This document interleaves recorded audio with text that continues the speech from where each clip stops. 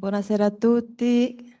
I'm very happy to introduce Professor Ahn Jaewon. As you know, Professor Ahn Jaewon has been here to Siena 3 years ago.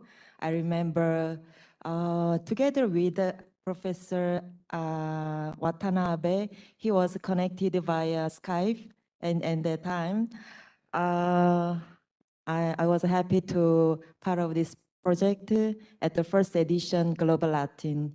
And now we are happy to present his second presentation on Latin text.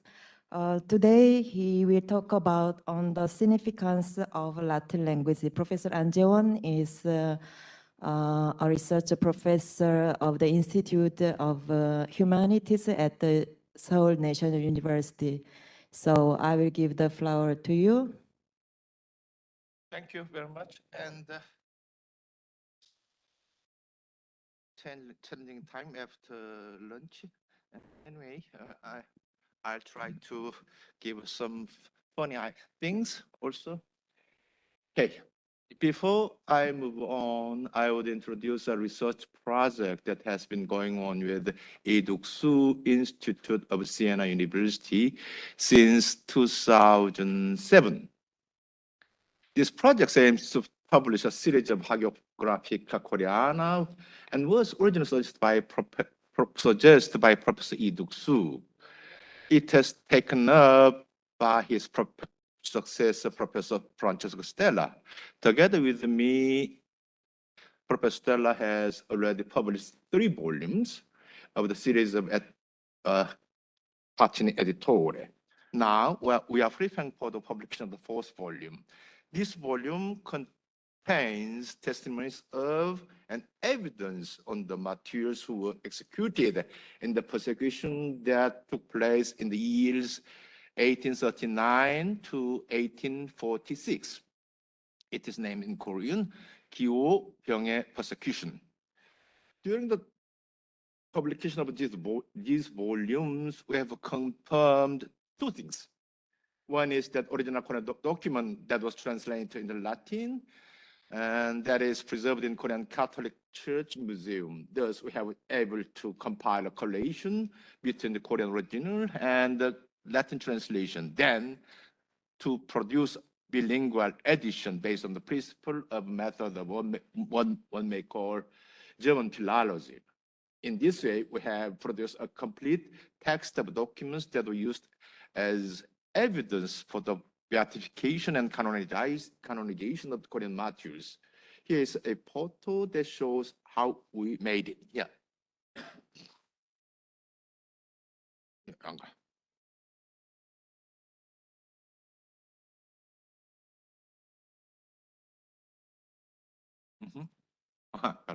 Yes, and the other thing is that in January 2019, we discovered a document concerning the martyr of the Byungin persecution, 1866 to 1872. Professor Eduksu mentioned this once in a brief article that reported generally on a document relating to Korean martyrs. In this article, indeed, he paid attention to demonstrating the significance and characteristic of the document of the Gyo Byung의 persecution. It may have been, it may have been due to lack of time that the document about Byungin came to overlooked by him. Thus, I have supposed that these documents were no longer extant. But fortunately, in 2019, I had an opportunity to guide an academic excursion to Rome, where, together with my students, I visited the Archivo Segreto and was able to see the document directly with my own eyes. For me, it was an awesome experience. Having returned to Seoul, I wrote an email to Professor Stella to get a copy of the document, and he sent it to me this year. I thank him here again. Here is a photo that was sent by my colleague, Professor Stella. It's the first page of the document. For better understanding, I'll provide a brief view of the document, which is now available in the folders of 5280 to 5282. They comprise testimonies of evidence about the martyrs on Byungin persecution during the persecution. According to Catholic studies, circa 8,000 Christians were persecuted, including 9 French missionaries. Here is an image that shows their portraits.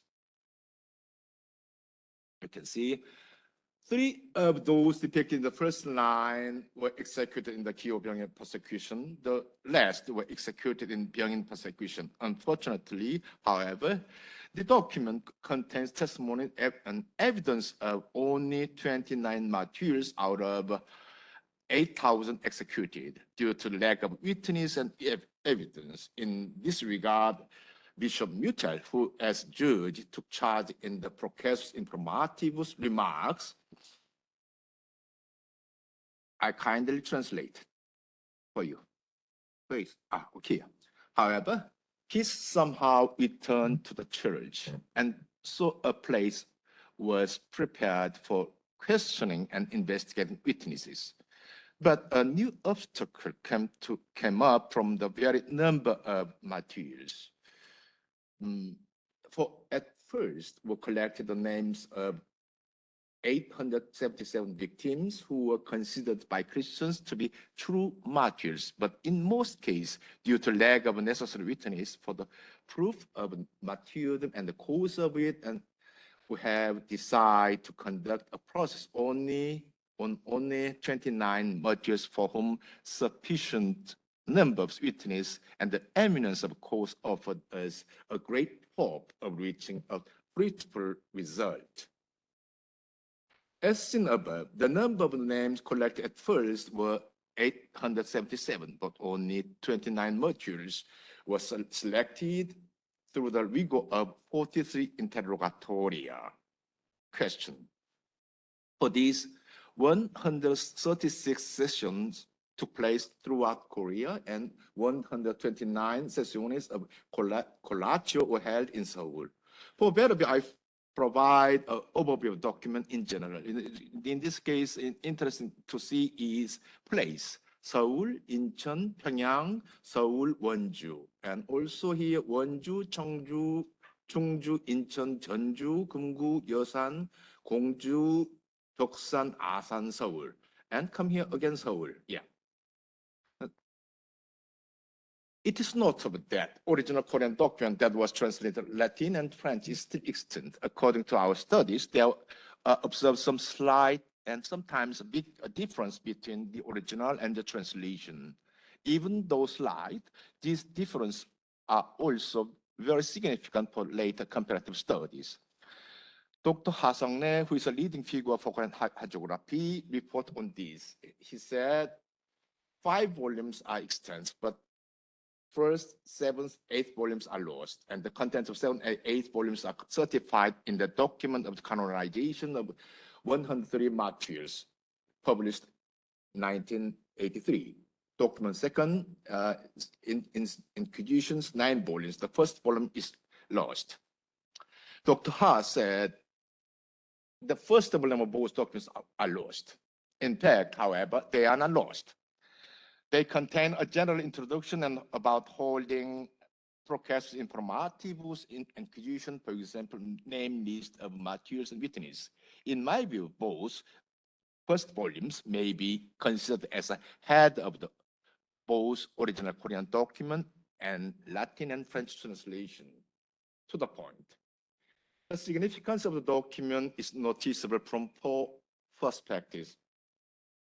First of all this, from the historical perspective, the document is a primary source for research not only of the earliest history of Korean Catholic Church, but also of the history of the encounters and conflicts between Western and Eastern civilization.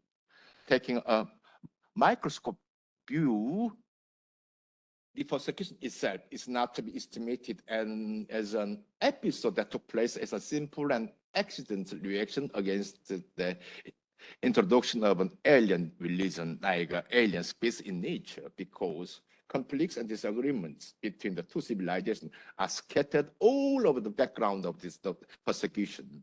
How to solve these conflicts or to effect a reconciliation between religion in Korea is still a hot issue.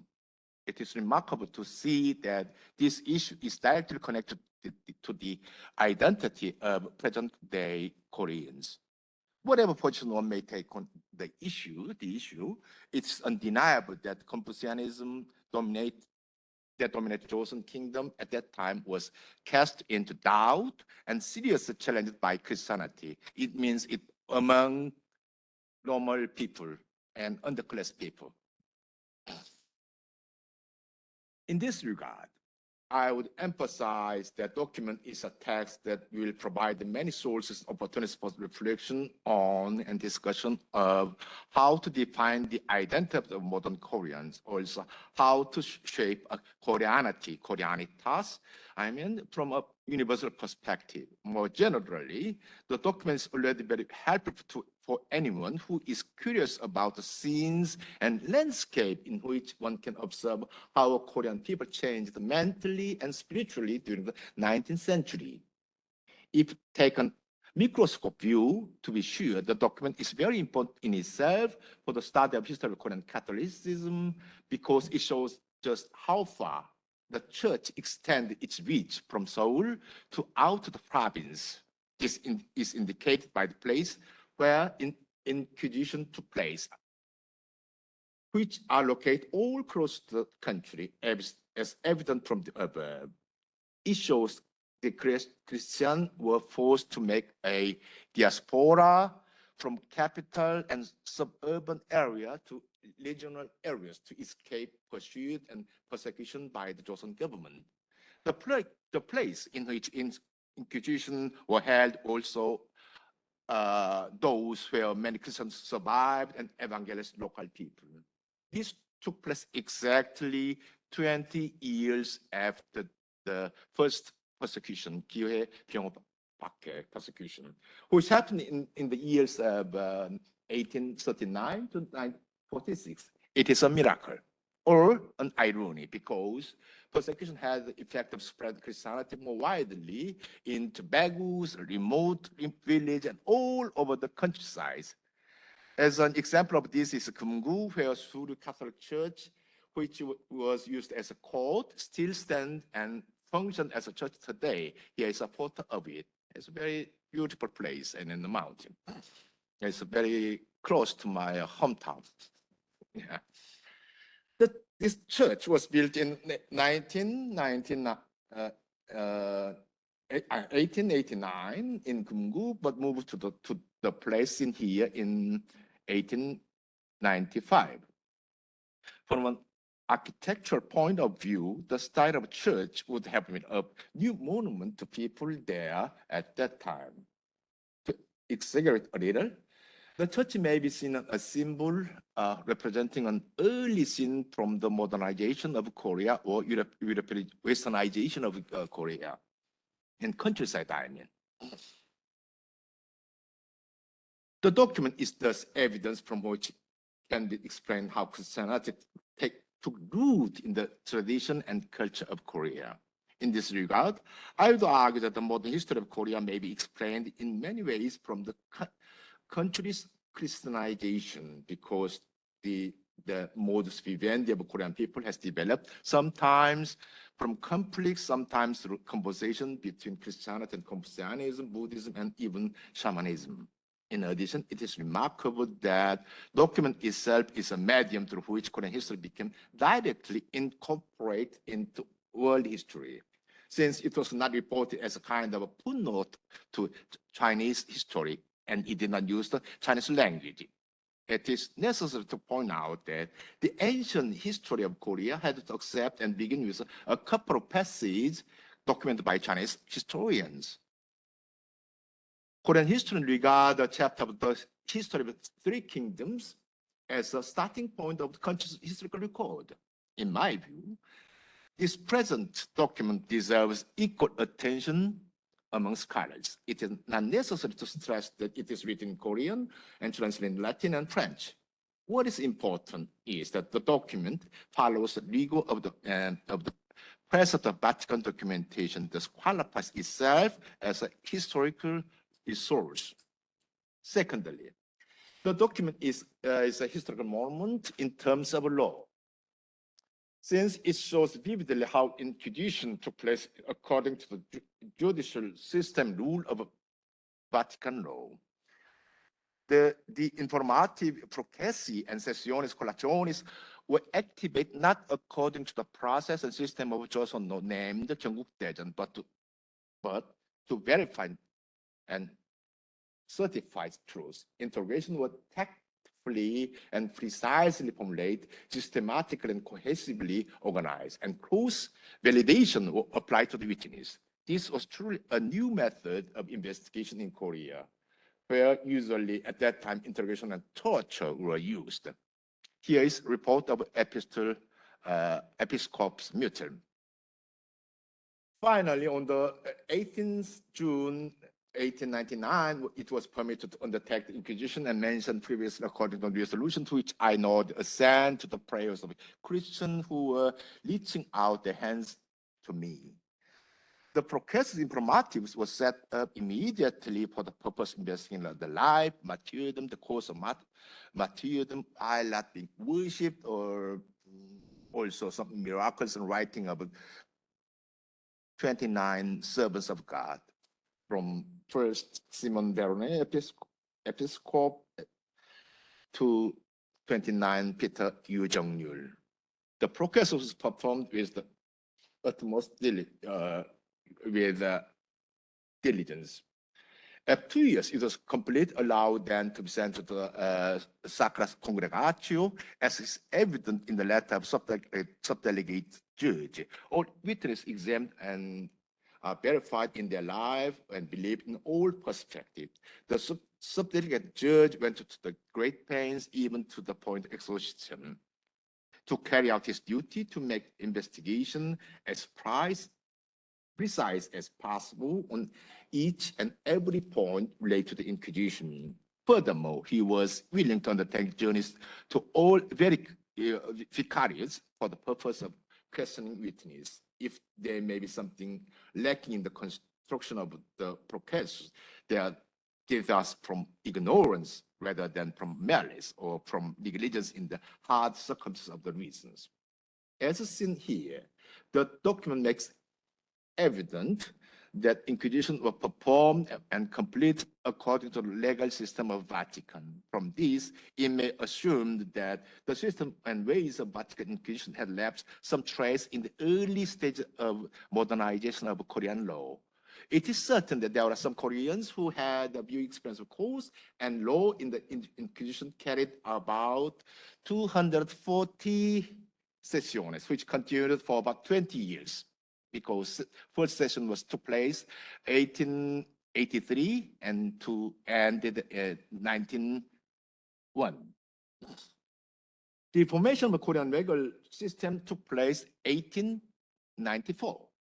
The torture was prohibited for the first time in the Korean history by this reformation. As a matter of fact, Bishop Mutual was a good friend and advisor of King Gozong, because the mother of King Gojong was a Catholic. And some interesting story there, but okay, here is a photo of Bishop Mutual.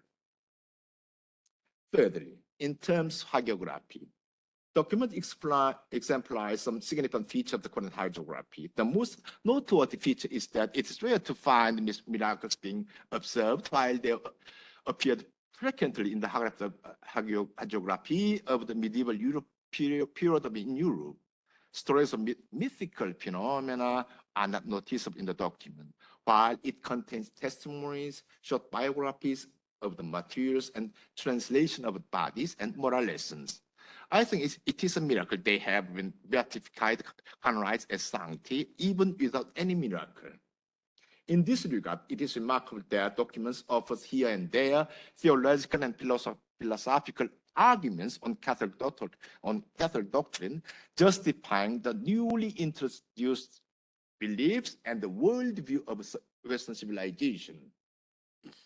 In the process, the materials use the power of universal logic skillfully and were also able to overcome the fear of death with the strength of faith. It is only a matter of philosophy that awaits a close analysis because it is also directly connected to Koreanity. It is the identity of the modern Koreans. In the document, there are many testaments of martyrs being imprisoned, tortured, and executed. De facto, there's no savior present, there's no deus ex machina. But nevertheless, they did overcome death and accepted willing and happily. Just reading the document is sometimes awesome, sometimes inspiring. So far, thus I argue document is in general a new departure in hagiography. In particular, however, it is certain that it is itself a text that adds in identifying the uniqueness of universality of Korean saints. Here is a picture of the first lady who was first captured and first died and get the torture. And so is this. Finally, in terms of language, the document draws the attention of scholarship. As mentioned, documents were written in Korean, translated in Latin and French. It is interesting to see there are many names of person, place, which have been transcribed in Latin and French. The transcriptions are very important in figuring out how these were pronounced at that time. Shameful to say, however, there's no lexicon for 19th century's foreign language. Because of this, it is very difficult for Korean linguists and philologists to read text written at that time. They read with their own personal experiences. But the documents provides a comparison that helps greatly to comprehend the ideal real sounds of the Korean language at that time. I provide an example of this. Nominal 원수산 오리운다숨 ex 용메리 in private 고향. Enough. The transcribed names like Won, Ni, Song are names of person. Yang Yongmiri and Goyang are name of place. Among these, the sound of Ni is now pronounced widely as E. This institute names E Duksu. It's changed. Some people still use Li in their in passport. This is a trace of sound 19th century Korean language. From the citation above, it is noticeable that there are a lot of new coinage of modern technical terms. As example is Yangnoon, which is translated as hospiticenum. This institute was introduced by the church into Korean history. An interesting point is the term translated as kura, means chief, leader, director. Unfortunately, the Greek Korean don't use this term as an official term. But it deserves to be used because it is easier and closer to intuition than other terms. This is a tip of an iceberg. To make a long story short, the document is full not only of new coinage, but also pure Korean words.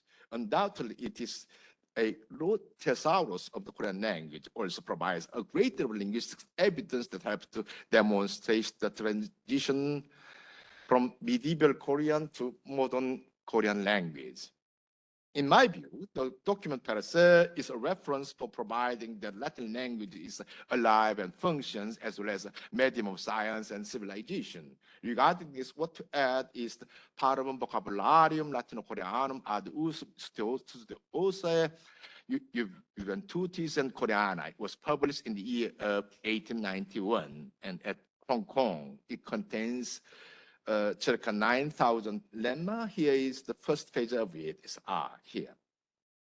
To conclude, it is widely accepted Latin has been substituted and replaced by modern national language like English and French and German. This is a recent story and Jung's history. As a matter of fact, however, Latin was alive and played a role sincerely and excellently as a medium of history and civilization. The document is a signification of indication of this. I think that the reason why we are now standing under here, the conference title Global Latin Research Project is to explicate the global history of Latin as a medium of science and civilization. Regarding this, I would point out that there's a lot of lexicons that were made in a bilingual form, for example, Latino Sino, Latino Japonic, Latino Sanskrit, Latino Annamic, Latino Manjurico, etc., for the future cooperative research. Interesting to see that even a lot of grammars were made or created on Mexican basis and Latin grammar. They use the terms genitives, datives, accusatives, ablatives, and they still use. Yeah. It means lingua latina plays a vital role of a basic ground for establishing a modern system structure of Asian language. And another evidence I can provide, like modern language in 17th or 18th century in Europe. Thank you very much.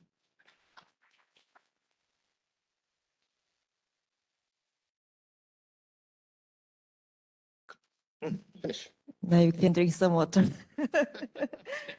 Thank you very much for your interesting presentation, and especially for concluding your talk in time. As he mentioned, for us it's a great honor to present the Korean session, especially because the Center of Comparative Studies has been founded by a Korean Latinist named Idux. So for us, it's a great honor. For this reason, we thanks again, especially Francesco Stella. And now we will continue with the talk of the Professor Kim Kukjin. He's a historian. Actually, he's a historian of European Italian history. Now he's a professor of Korean language, literature, and Korean history of the University for Foreigners of Siena. And we thank especially our students who are attending here to support us. Thank you. His talk today will treat the medic in English. I don't know if the title is exact. Medical knowledge in Latin language in the 18th century in Korea. So I'll give the floor to Professor Kim. We are all ears. Thank you very much to Professor Jung for the kind introduction. And I must say that it's a great honor to take part in this wonderful conference. So I want to thank also the organizer as well for inviting me here. Today, I will give a speech entitled The Medical Knowledge in Latin Language in the 18th Century Joseon Korea, in which I attempt to trace a kind of reception process of Western knowledge in the later Joseon period, namely the later phase of medieval period in Korean history. As we know well, the Jesuit missionaries played a significant role in cultural exchange between Europe and East Asia, especially in China and Japan. However, unlike China and Japan, Joseon had only a limited contact with the Western world since its foreign policy hostile to the Westerners and their countries. This is because Catholic missionaries could not come to the Korean peninsula until the 19th century. Considering the fact that these missionaries arrived in East Asia with Western knowledge written mostly in Latin language, they wrote in classical Chinese directly very often as well. This fact not allowing Koreans to enter, not allowing missionaries to enter the country meant blocking the introduction of knowledge written in Latin. As we all know, particularly in China, there was a continuous influx arrival of Jesuit missionaries since when Alessandro Valignano reached in Ming China. After that, numerous missionaries, including renowned Matteo Ricci, entered in Ming and Qing China and had an important role in the imperial court. Of course, their mission was to spread the religion, the Catholicism. In order to reach this goal, they tried also to introduce European knowledge and technology, such as astronomy, mathematics, and medicine, etc. They also transferred information on China and East Asia to Europe, writing numerous documents on it. Therefore, we have to admit that Jesuit missionaries played a key role in knowledge exchange or cultural exchange between Europe and East Asia. And thanks to them, Latin texts translated into classical Chinese, which was a kind of common intellectual language of East Asia, like Latin in early modern Europe. And these texts could be received also who did not know and acknowledge, understand Latin language. Joseon Dynasty, as we have already seen, was like completely isolated from direct contact with Latin texts. There were only two channels, we can say, for contacts with European world, especially for intellectual contacts. The first one was gaining information directly from drifted Westerners in Joseon. For example, there is only two Europeans who drift in Korea. The first one is Jan Beltevre, a Dutch sailor who reached at the coast of Korean Peninsula in 1627. Took finally a Korean name, and he converted as a Korean and settled in Korea. And he was appointed for various offices, governmental offices, particularly military ones. He naturally gave new information on warfare or something to Joseon society of that time. And there is another one, also he is a Dutch sailor, Hendrik Hamel. However, unlike his fellow countrymen, he did not want to remain in Joseon. So in 1666, he managed to escape from Joseon and wrote his adventures in Korean Peninsula, and he published it in Europe. So it is the very first record seen by an eyes of European men about Korea. The second channel for cultural and intellectual contact with Europe in Joseon, Korea was obviously Jesuit missionaries in China, however. Since Joseon government regularly dispatched envoys to Qing dynasty, also prior to Qing, also to Ming, they had chance to meet the missionaries at the Chinese court. So a group of Korean scholars, because Korean officials were fundamentally literati, were interested in the Western technologies and culture and brought also the translated Latin texts in Joseon. This is because the Catholicism named in Joseon, firstly, Sohak, which means the Western knowledge, Western learning, was introduced as a field of study in this country.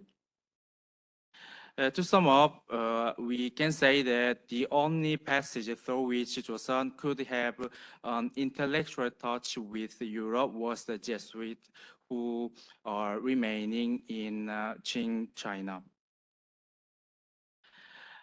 This presentation is an attempt to trace a way of reception of knowledge in Latin language by Joseon scholars of the 18th century, maybe a century in which we can find more discourses on this aspect than earlier times or later times, because in the earlier times there are barely not existed the texts or reception records on this matter.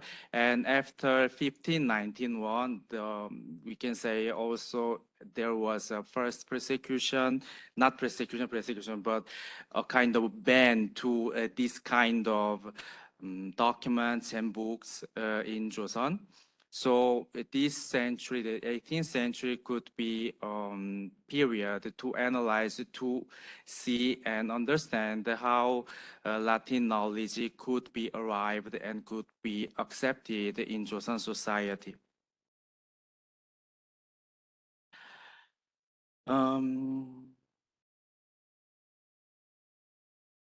In the 17th or so and 18th century Joseon, as we already noted, there was no one who could understand Latin language directly. However, thanks to Jesuit and some Chinese scholars who could comprehend Latin, including Xu Guangqi, and some Latin texts were translated or edited in classical Chinese.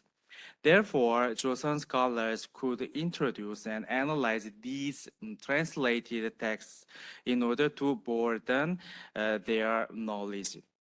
When it comes to the translated Latin texts circulated in Joseon in this period, we can mention the Deo Verax Disputatio di Matteo Ricci, Jusi Quenching of Adam Shaw, which is a partial translation in classical Chinese of De Providentia Numinis et Anim Immortalitate, written by Leonardo Lessio.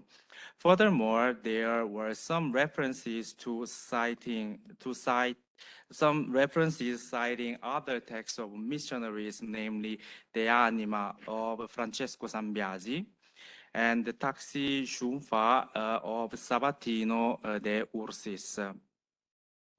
What is interesting is the fact that these Joseon scholars were interested especially in some medical knowledge, some medical elements that they could find in these texts, even though these texts are nothing to do with the medical ones. But why medical elements in this text? Before dealing some contents of these texts, it is necessary to highlight the historical context of 18th century Joseon. There could be two keywords, as you can see here. The first one is Shilhak, and the second one is Sohak. So we have just seen. Anyway, the first one, etymologically, the first character means actual or practical. The second one is studies or learning and so on. So the Shilhak in Korean intellectual history indicates practical studies occurring between the late 17th and the early 19th century against, in particular, Neo-Confucianism of Joseon. It called in Korean Seonglihak. So these scholars considered the current Neo-Confucianism as a dogmatic thought, and they want to introduce some practical ones to replace and to ensure a kind of improvement of the society. So they argued the necessity of adopting more practical way in politics or in society, and they want to find some keys in documents in the studies of Qing dynasty, and including also the knowledge brought by Jesuit missionaries. Among these practical scholars called Jirakja in Korean, there's a group of literati who considered positively the contemporary studies of Qing dynasty, in fact. They often traveled to Qing not only as envoys, but also as individual traveler, during which tried to know some new knowledge circulating there and to bring in Joseon society. In particular, they were very interested in medical knowledge from Europe, since they often criticize Korean medicine of the time because it was a kind of naive and unstructured way of adopting. The another intellectual trend of time is Sohag, so the Western studies, which included in which there were not only the Catholic doctrine, but also studies brought in China by Jesuit missionaries. The knowledge and studies from Europe were received by practical scholars of Joseon as a new field of study. So we can call this new field of study, all as Sohak. Among the Latin texts that Joseon scholars can read, we have to mention a catechism written by Matteo Ricci, published in 1603, the Deo Verax Disputatio, which means the true meaning of the Lord of Heaven. This book is very important for its tentative to translate religious concepts in classical Chinese, such as Cheonju, Lord of Heaven, Lord of Sky, or the Emperor Sangje is a concept of Chinese concept of God who control the whole world, residing in the heaven. So Matteo Ricci tried to translate the God of Catholicism as with these words. The Deo Verax Disputatio of Matteo Ricci was partly inserted in a book named Jibong Yusar of Isugwang for the first time in Joseon. However, this book was not spread thanks to him, but another scholar, practical scholar named Yi of the 18th century, because he analyzed the text of Ricci in 1720s, through which he started to attract some interest on Western studies from his fellow practical scholars. Even though the text did not contain Western medical elements, it helped to understand some key concepts of medical discourse on physiology, especially the role of brain and the heart, which regards this next text, Juji Guanjing, published in 1629 and written by Johann Adam Schall von Bell. As we noted, this is a partial translation of a book of Leonardo Lessio. In fact, the goal of this text is to prove the presence of God to Chinese and the people in East Asia.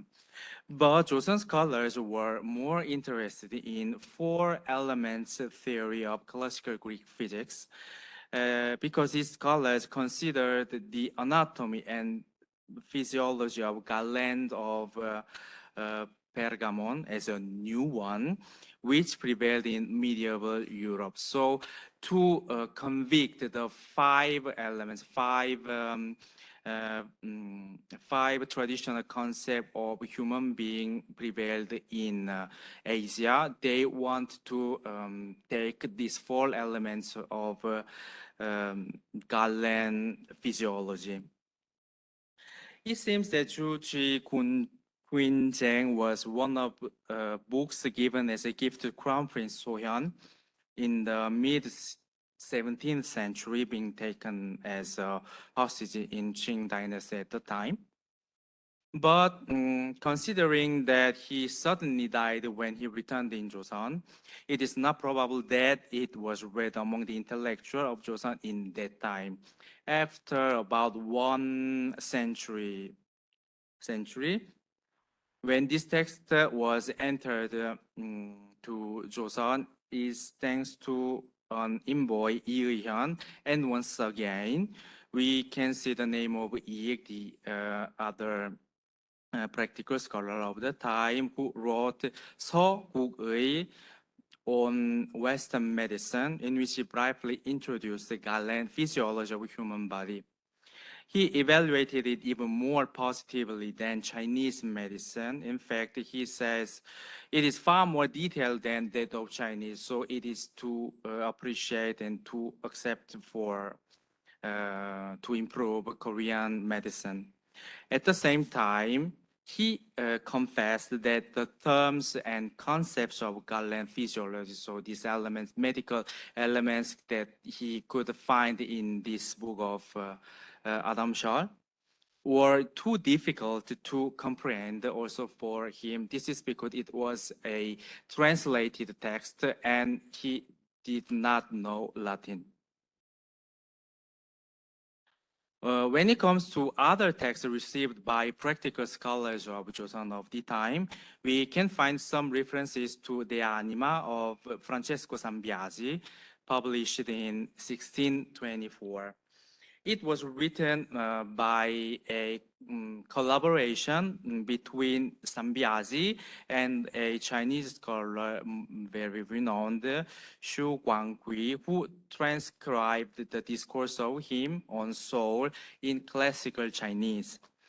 One of the disciples of Yi, named Xin Hudam, mentioned his cerebral ventricle theory of Francesco Sambiase in his argument against Western studies, because even though he was a disciple of a practical scholar who evaluated very positively the Western studies, he does not want to accept, he wants to criticize this kind of trend for Western studies. According to the Sambiase, who adapted the Galen theory, cerebral ventricle control soul and memory of human being.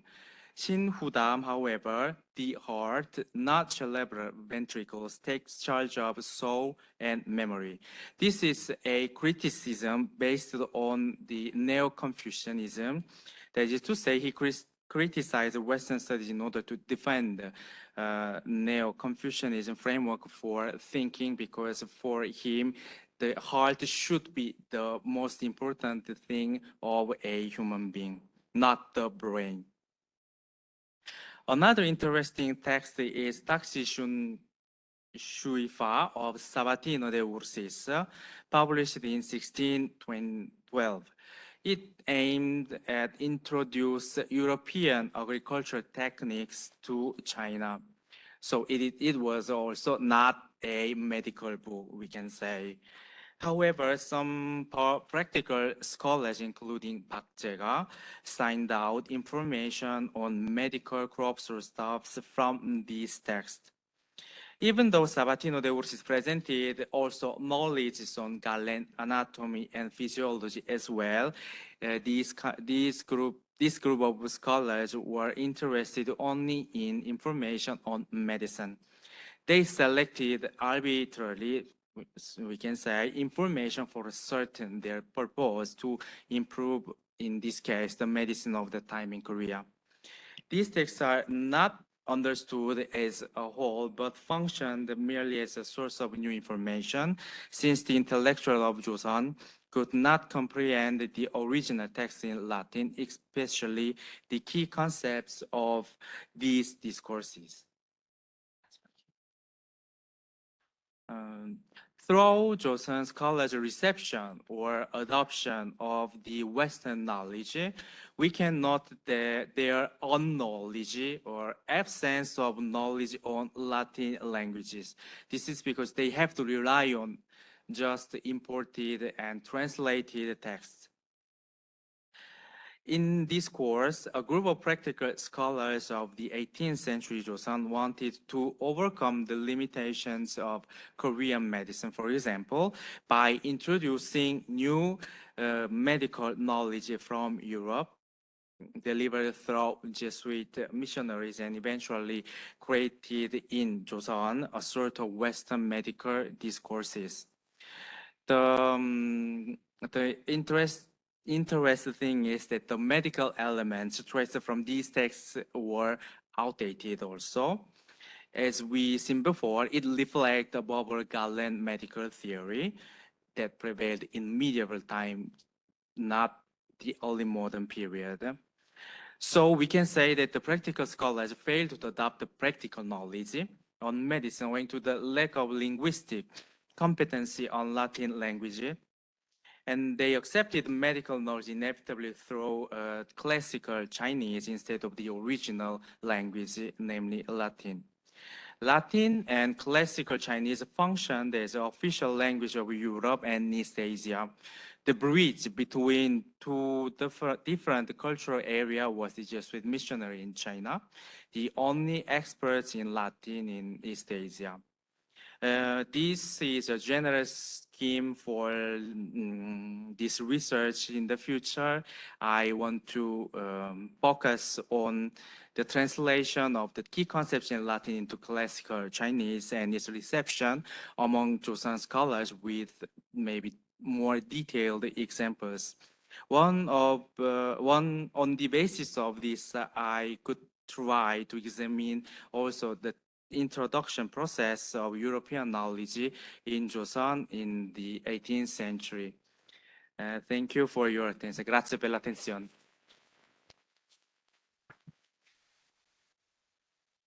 네, 고맙습니다.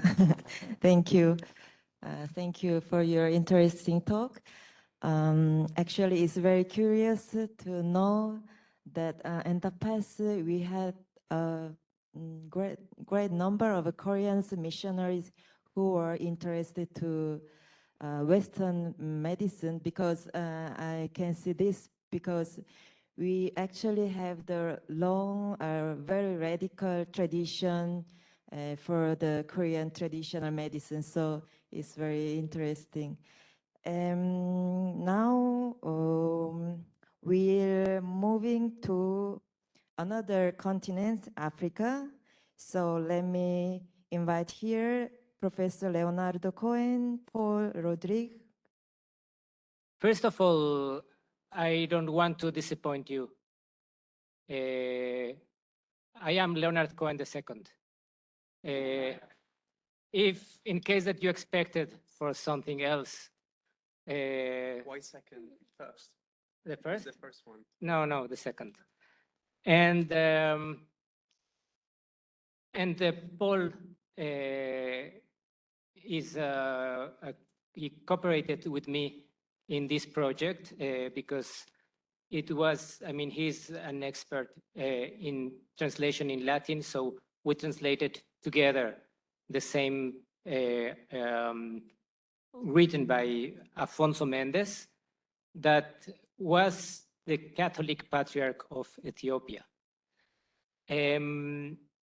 So Afonso Mendes arrived to Ethiopia in 1625, and he was the Patriarch, the Catholic Patriarch of Ethiopia for more or less 7 years, till 1632.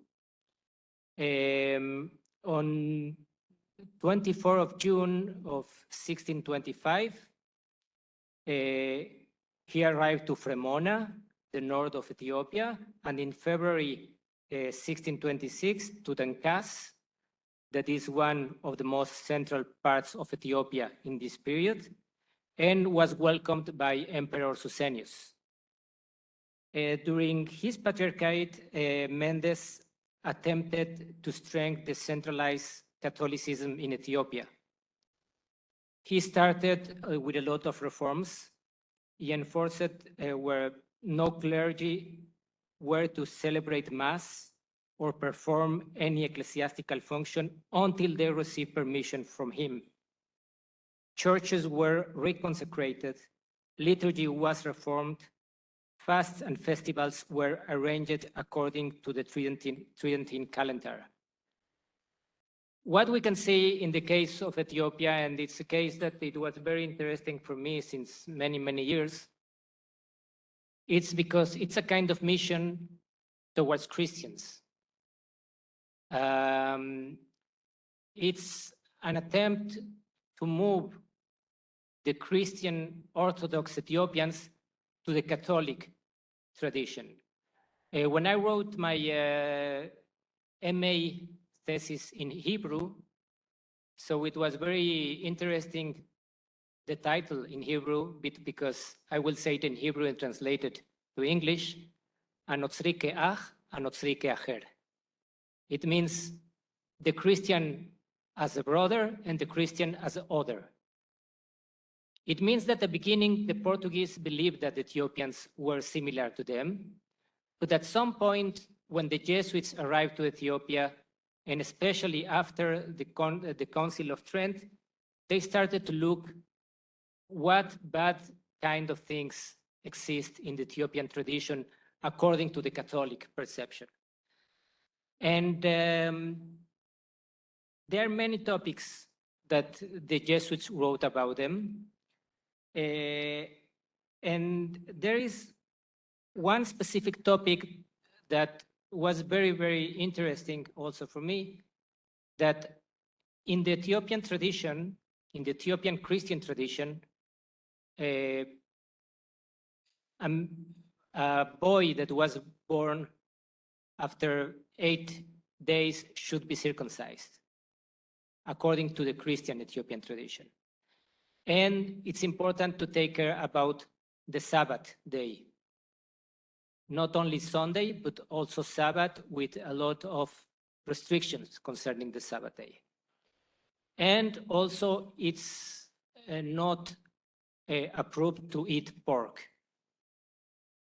So from the point of view of the Jesuits arriving from Portugal and Spain, this was completely a Judaic or Judaism that was inside Ethiopian Christianity, and it was very important to try to explain them to live this kind of rituals.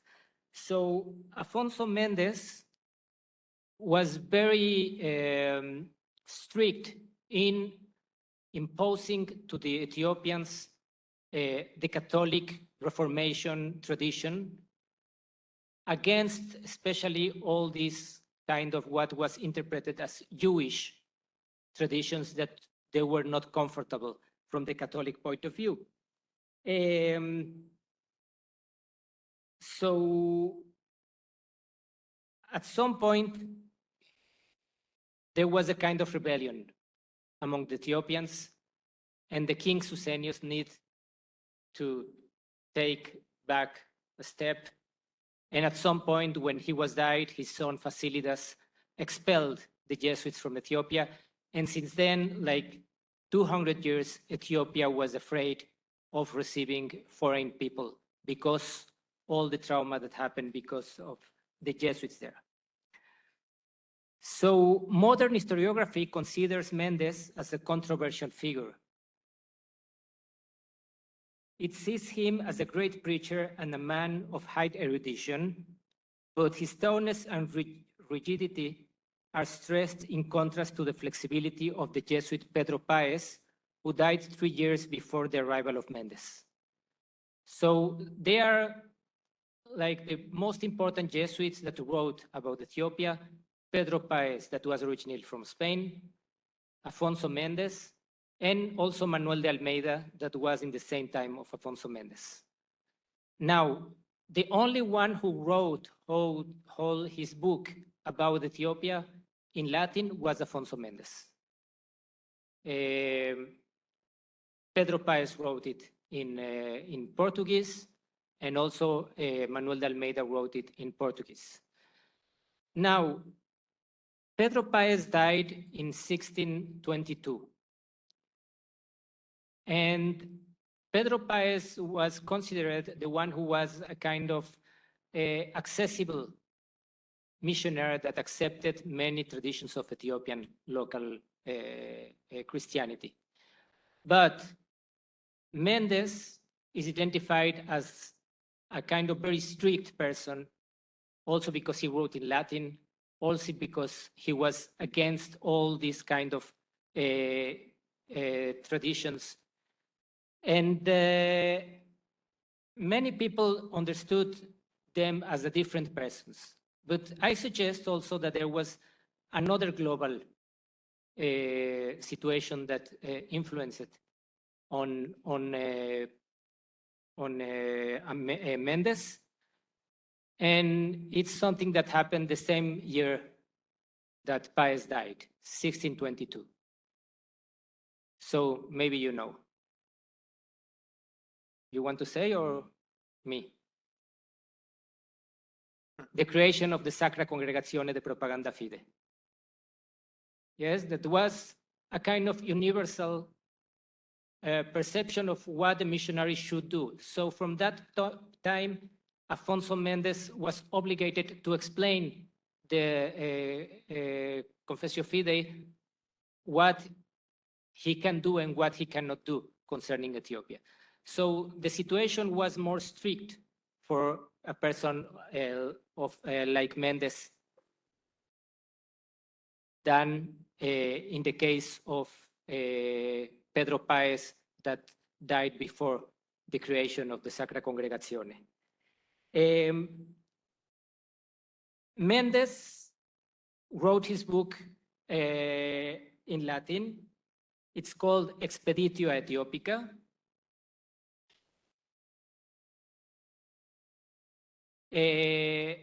And there are 2 volumes.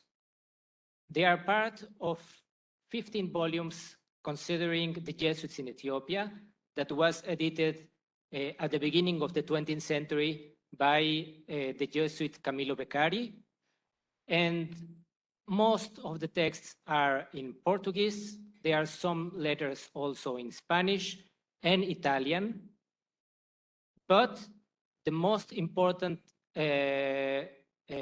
Latin texts are the Expeditio Aethiopica by Afonso Mendes. Now the situation is that Pedro Paez was translated already to English, and his book was published in English. And many people are studying also Manuel de Almeida, but Afonso Mendes stayed like still not very, very known because the original writing is in Latin and his book was not translated yet. What we translated together, me and Paul, it's a specific chapter concerning the discussion between the king of Ethiopia, Afonso Mendes, and a Jew that came to Ethiopia from Vienna. His name was Solomon. There is not many information. There is not a lot of information concerning him, but it was very typical in the Ethiopian tradition to have discussions in front of the emperor. So Solomon came and had a discussion with Afonso Mendes. And Afonso Mendes gives all the testimony concerning this kind of Jew that wanted to convince the king of Ethiopia that Judaism is the right religion, and to explain him that of course not, from the position of a Jesuit coming from Portugal who was against this kind of Jewish influences. So in the case linked with the debates of the missionaries, also with the local church leaders, the missionaries believed in the effectiveness of their arguments over those of the Ethiopian priests and monks. It was due to their understanding of the Ethiopian church as degenerate Christianity, whose origins was Orthodox, but through the passage of time had degenerated into heresy. So according to this perception, it was theologically necessary to redirect his church, which had lost its way. So at the central issue in the debates between Solomon of Vienna or Vienna and Mendes appears the question of the divine nature of the Messiah, of Jesus. During the year of 1626, the Emperor Suetonius conquered the region of Siena.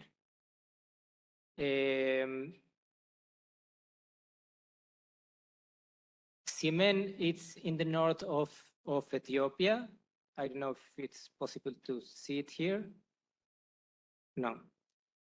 And most of what we can call today the Jewish Ethiopians were lived in this area. And if there will be some questions afterwards, I can give some information concerning the development of Ethiopian Jewishness concerning this kind of story. But in that period, it seems like they were afraid that Solomon would influence on this kind of community that's called Beta Israel, and that will influence and convert them to be Jewish. I'm sorry. So Mendes quotes that is written here, at that time, as the emperor had left for war, a famous wrangle with the Ethiopian Jew took place in the quarantine camp of the Patriarch, and that gained significant renown among Roman affairs. This man had brought some offerings with him. Profusely loaded with those, he had the books of the divine scripture, as well as those of the rabbis, which were set down in Hebrew characters. Furthermore, a rumor had spread among all. He had equipped himself with weapons to consolidate the basis of this pestilential teaching in the mountains of Siena, which are commonly said to belong to the Jews, this area where the Ethiopian Jews were living. So Mendes wanted to prove that the Jewish faith was an error, but also to sustain that the population of Siena was influenced by the Jewish fables and delusions of the rabbis. So it's clear that coming from the context of Portugal of the 17th century, all these kind of traditions were accused to be part of Jewish influence that should be eradicated. So, as it was written by Mendes, Solomon wanted to implant nothing more stinging in the mind of his audience and the belief that Christ, whom we Christians worship reverently, was not God, nor the Jews' Messiah, who was to become God, but he was limited to the word of the mere man. So it's more or less like the discussion that could be today between Jews and Christians. And sometimes I say this as a joke when I give this to the students, this class, and said, I mean, the question is that when the Messiah will come, we will ask him, is the first time that you arrive here, or it's the second time? And if he said, no, it's the second time, it means that the Christians were right. And he still said, no, it's the first time, and I never was here before, it means that the Jews were right. But till will happen, we cannot know. So we should be on the same perspective, because we cannot know. So all the discussion was concerning about if the Messiah already came and was Christ or not. And this was the discussion that was written in Latin between Mendes and Solomon. So I will almost finish my part and then to give to Paul to complete the information. Mendes shares the response of Solomon that said, "What are such things? What about the Messiah, God's son? Is there a son born to God like a twig from underneath a tree? Who could have conceived such absurd thing about God?" The Patriarch Afonso Mendes rejects Solomon's statement at the debate in front of the Emperor Susenyos and quotes the Psalms. God himself wrote it, and it is not shameful to observe it on the basis of Psalm 2. "You are my son, I have begotten you today." And in 109, "I have begotten you from the womb, before the lying, as well as dominion along with you, on the day of your virtue among the splendors of the saints. Therefore, these things which you think are absurd can be conceived, and it is not inappropriate for God to have a son." So, as I told before, this kind of work was written in Latin. And of course, it was explained before also by in this conference, the fact that there was like a common language